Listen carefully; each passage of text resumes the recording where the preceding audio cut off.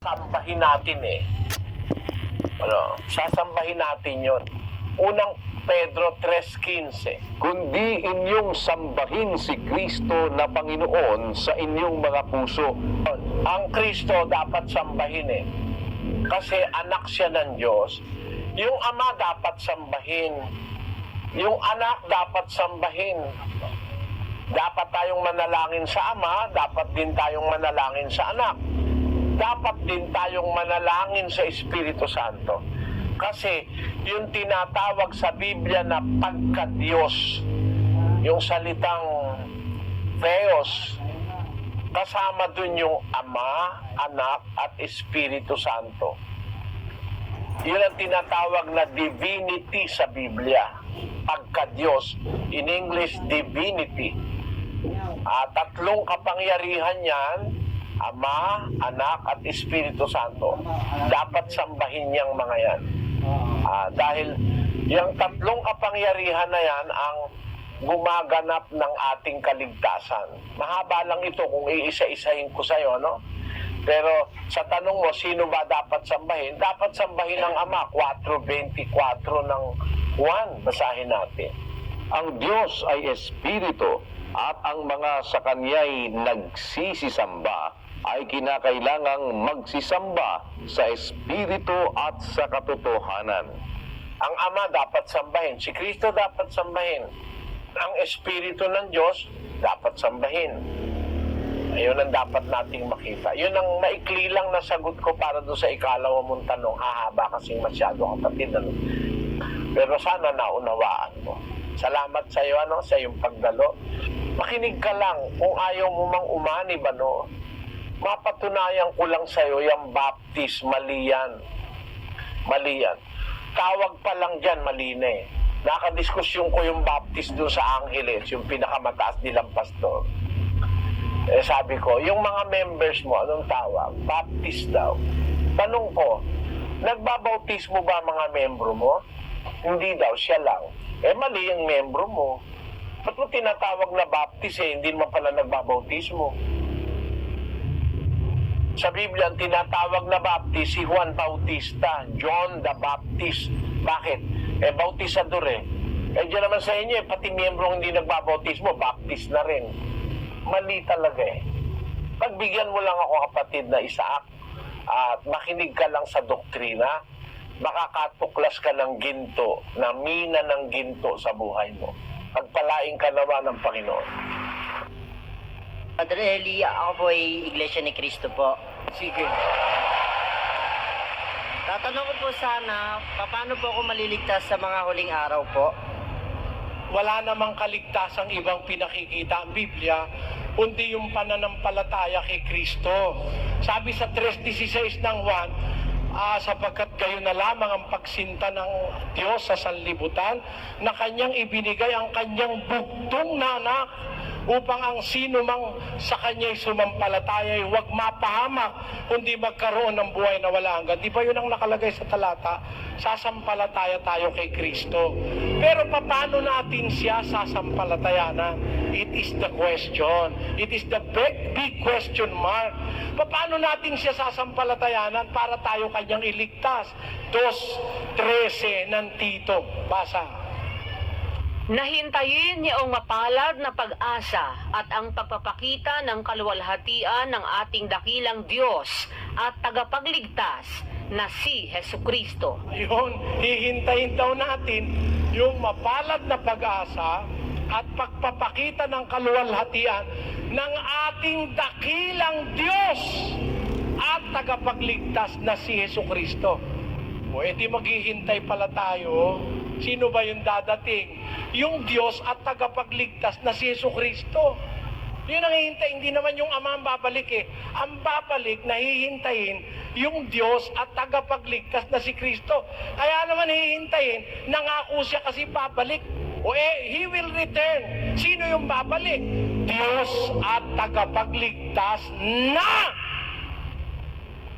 si Jesucristo. Kaya ang hinihintay natin, gusto natin maligtas, hihintayin mo yung babalik na si Kristo. Diyos yun, yung babalik. Ang hihintay natin, hindi tao. Ang sabi, hintayin yaong mapalad na pag-asa at ang pagpapakita ng kaluwalhatian ng ating dakilang Diyos at tagapagligtas na si Jesucristo. Yun ang kaligtasan. Maghintay ka ng Diyos, hindi tao. Wala naman kasing sitas yung sinasabi, tao lang ipanganak, tao lang lumaki, tao lang mangaral, tao lang mamatay, tao lang mabuhay na maguli, tao lang umakit sa langit, tao lang babalik. Ang haba-haba na siguro ng buhok noon. Tao pala nung pumanik, saka ang tanda-tanda na noon. Dahil yung tao ay tumatanda Hindi mo na nga siya makikilala siguro pagbalik kung tao siya. At palagay ko kung tao siya, patay na siya ngayon. Wala kasing tinapay sa langit Yung tinapay na literal na ikinabubuhay ng tao, wala nun. Walang material na tinapay doon. Para sabihin mong tao siya, nakaupo sa kanan ng Diyos sa langit. Ang totoo, kapatid, Ito Kapatid, ito, tandaan mo itong talata, bibigay ko sa iyo. Sa lahat ng Biblia, nakasulat ito. Timoteo 6:16. Na siya lamang ang walang kamatayan, na nananahan sa liwanag na di malapitan, na di nakita ng sino mang tao o makikita man. Yung palang Ama sa langit, hindi nakita yun ng sino man tao o makikita man. Kung si Kristo'y tao, lumalabas hanggang ngayon, hindi niya pa nakikita yung Ama. Ulitin mo yung salata, ulitin mo. Na siya lamang ang walang kamatayan, na nananahan sa liwanag na di malapitan, na di nakita ng sino mang tao o makikita man. Sumakanya nawa ang kagaharing walang hanggan, siya nawa. Amen. Kaya, ang Panginoon Kristo, hindi tao yun. Nakita niya Ama walang taong nakakita kailanman sa Diyos nakita niya Ama. Ano ba naman logic yun? Walang taong nakakita kailanman sa Diyos. Sabi niya, nakita niya. Ang ibig sabihin nun, nung sabihin niya na walang taong nakakita kailanman sa Diyos, nakita niya dahil hindi siya ayun. Ganun yun, kapatid. Maliwanag ba yun, kapatid? Maliwanag po. Salamat po. Isahan na po natin, baka hindi tayo makatapos, mga kapatid. Opo. Si Mr. Manny Dizon, isang nagsusuri. Pagkatapos, isusunod natin si Mr. Ryan Ko. Ito po yung tanong ko, Brother Eli. Doon po sa Luke chapter 23, verses 42 to 43. Pakilagay sa screen. At sinabi niya, Jesus, alalahanin mo ako pagdating mo sa iyong kaharian. At sinabi niya sa kanya, katotohanan sinasabi ko sa iyo ngayon ay kakasamahin kita sa paraiso. Ito po yung isang pinangakuan ng Panginoon na isasama niya sa paraiso yung isang magnanakaw. Ang tatanong ko lang po, Brother Eli, yung po bang ang Panginoon nung mamatay and at the same time namatay na rin yung magnanakaw, personal po ba niyang dinala sa paraiso? At saan po matatagpuan yung paraiso na sinasabi ng Panginoon doon? Let us examine first kung ano po ang laman ng nasa isang talata. Katotohanan ang sinasabi ko sa iyo, ngayon, kakasamahin kita sa paraiso. We are going to interpret this in the norms of man. Para ba lalabas, nung oras na yon, magkakasama na sila pupunta sa paraiso. Alam niyo po, mali yung ganong aspeto Sinasabi ko sa iyo ngayon. Ganon po si Kristo kung magsalita, nilalagyan niya ng ngayon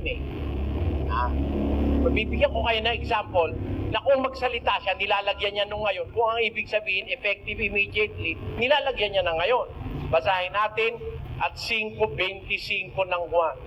Katotohanang sinasabi ko sa inyo, dumarating ang panahon at ngayon nga, na maririnig ng mga patay ang tinig ng anak ng Diyos, at ang mga karinig ay mga bubuhay. Paggamit niya nung salitang ngayon, ine-emphasize niya this present moment in time. Sinasabi ko sa inyo, sabi niya, dumarating ang panahon at ngayon nga. Ibig niya sabihin, this present moment. Parang ganun yung sinabi niya sa Lucas. Sinasabi ko sa'yo ngayon. Ngayon, sinasabi ko na sa'yo, kakasamahin kita sa paraiso. Yung kung kakasamahin, hindi naman magkasama na eh. Kakasamahin. That is future. Kakasamahin kita sa paraiso. Ano po ibig sabihin? Si Kristo po, nung namatay sila pareho. Si Kristo bumaba pa sa ilalim. 3 days and 3 nights siya. Eh kung agad-agad sasama niya, maisasama niya sa ilalim, hindi sa paraiso.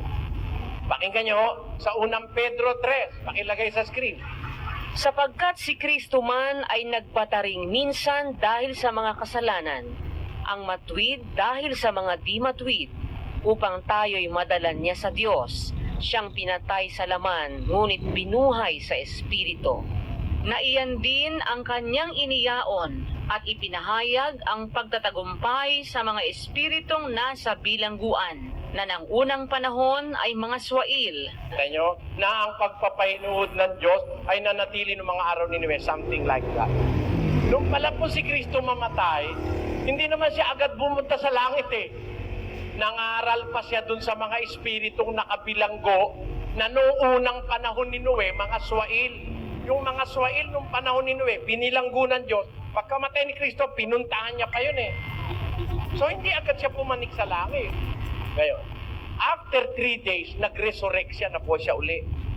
Pagkabuhay niya po mag-uli, 4 na pong araw pa siyang nangaral uli sa mga apostol bago siya pumanik sa langit. Basahin natin ang Gawa, Kapitulo 1. Hanggang sa araw na tanggapin siya sa kaitaasan, pagkatapos na makapagbigay siya ng mga utos sa pamamagitan ng Espiritu Santo sa mga apostol na kanyang hinirang. Nasa kanila na may napakita rin siyang buhay sa pamamagitan ng maraming mga katunayan pagkatapos na siya'y makapaghirap, na napakikita sa kanila sa loob ng 40 araw at nagpahayag ng mga bagay tungkol sa kaharian ng Diyos. Namatay siya, pumunta siya sa kalaliman, 3 days and 3 nights siya. Pagkatapos nun, nabuhay siya maguli, nangaral uli siya sa mga apostol. Nung pagkabuhay niya maguli, hindi siya pumunta sa langit agad. Nakisama pa siya. Kumain pa nga siyang kasama ng mga apostol eh. Pagkabuhay niya maguli. Gis 39 ng buwan hanggang 40. At mga saksi kami sa lahat ng mga bagay na ginawa niya sa lupain ng mga Hudyo at sa Jerusalem, na siya na may kanilang pinatay, na siya'y ibinitin sa isang punong kahoy. Siya'y muling binuhay ng Diyos ng 3 araw, at siya'y itinalagang mahayag. So hindi siya agad pumunta sa langit. Ano ngayon ang kahulugan nung sinabi niya doon sa magnanakaw? Sinasabi ko sa iyo ngayon, kakasamahin kita sa paraiso. Yun ho, kakasamahin sa hinaharap pa po yun. Actually, yung magnanakaw na yun, wala pa sa paraiso yun. Bakit po? Asan ba yung paraiso? Pakinggan nyo sa 2 Korinto. Nakikilala ko ang isang lalaki kay Kristo na mayroon ng 14 na taon. Maging sa katawan, ewan ko.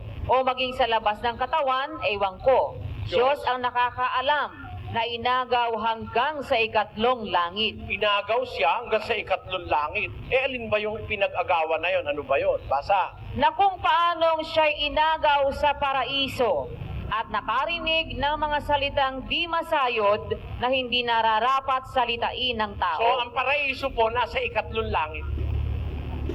Doon po pumunta si Kristo nung siya'y pumanik sa 3 langit. Wala ho siyang kasama ro. Nang pumunta siya, siya lang mag-isa. Hindi niya kasama yung magnanakaw. Anong katunayan? Pakinggan niyo sa 4:8 ng Efeso.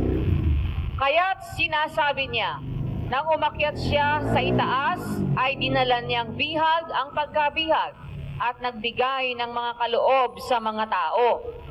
Ngayon ito, umakyat siya. Ano ito? Ano ito? Kundi siya'y bumabari naman sa mga dakong kalaliman ng lupa.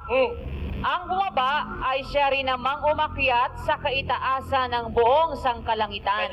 Yung bumaba sa kailaliman ng lupa, di ba nung 3 araw, bumaba siya sa kalaliman. Yung bumaba, siya rin namang umakyat. May kasama ba siya?